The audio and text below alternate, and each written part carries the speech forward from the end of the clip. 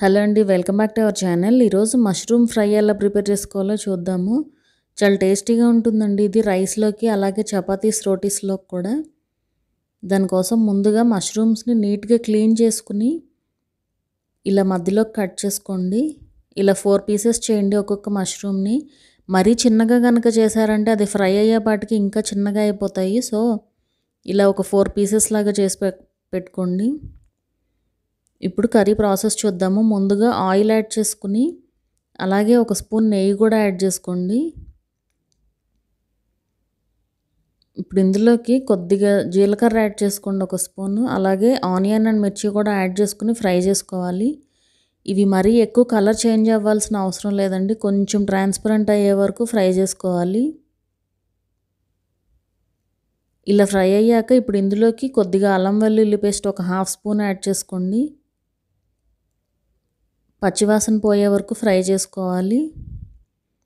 ఇది పచ్చివాసన పోయాక ఇప్పుడు ఇందులోకి మనం కట్ చేసి పెట్టుకున్న మష్రూమ్స్ యాడ్ చేసేసుకోండి.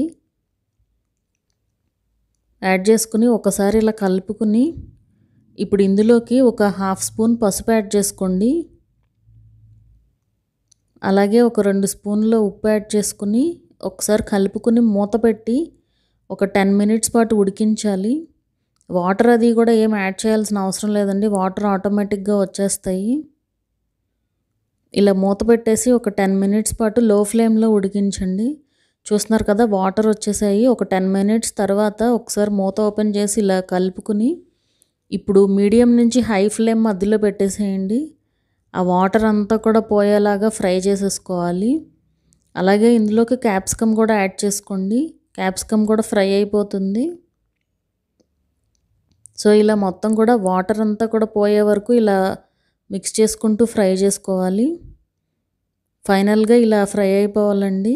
మీడియం ఫ్లేమ్లో పెట్టే ఫ్రై చేసుకోండి, ఫాస్ట్గా అయిపోతుంది.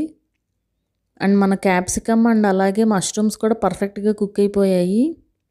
ఇప్పుడు ఇందులోకి ఒక 2 స్పూన్ల కారం, అలాగే ఒక స్పూన్ ధనియాల పొడి యాడ్ చేసుకుని మిక్స్ చేసుకోండి.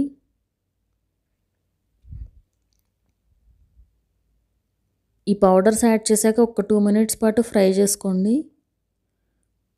ఫైనల్గా కొత్తిమీరతో గార్నిష్ చేసుకున్నామంటే కర్రీ రెడీ అయిపోతుంది. మష్రూమ్స్ ఫ్రై అవడంలోనే ఉంటుందండి టేస్ట్. సో పర్ఫెక్ట్గా ఫ్రై చేసుకోవాలి. ఆ 10 మినిట్స్లోనే మనకి ఫస్ట్ 10 మినిట్స్ ఉడికించాం కదా, అప్పుడే పర్ఫెక్ట్గా ఉడికిపోతుందండి.